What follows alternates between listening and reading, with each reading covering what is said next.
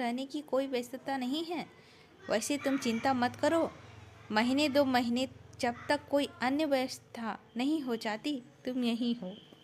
लेकिन मैडम, जब मैंने यहाँ प्रवेश लिया था मैंने इस बात को छुपाया नहीं था। फिर अब तो मुकदमा भी शुरू हो चुका है।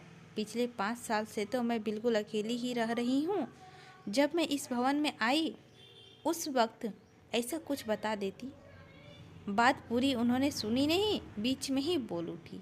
अब देखिए, उस वक्त तो हमसे गलती हुई। आपकी उस गलती के बारे में मैं कुछ नहीं कहना चाहती, लेकिन मैडम, आपके इस नियम में न्याय नहीं है, तर्क नहीं है। उस तमाम लड़कियों के बारे में आप क्या सोचती हैं जो कुंवारी तो नहीं है पर अपने को मिस लिखती है? आप जानती भी है उन्हें।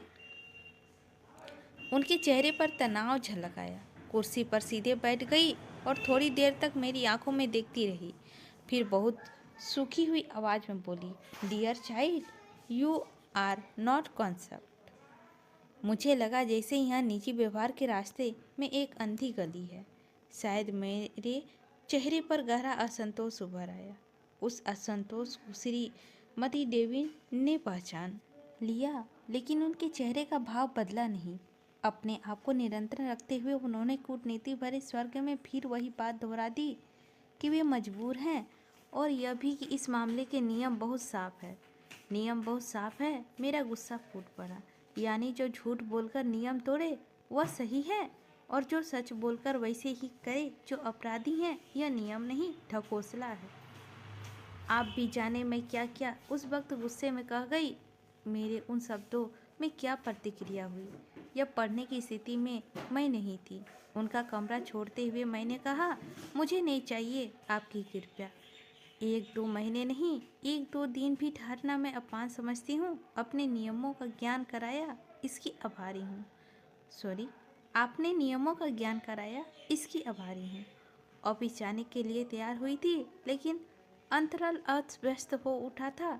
मन इतना ज़्यादा उद्विग्न हो गया था कि ऑफिस जाने की इच्छा नहीं हुई। तेजी से अपने कमरे में लौटी और जो चीज़ हाथ लाई उसे उठाकर बिस्तर पर पटकती चली गई।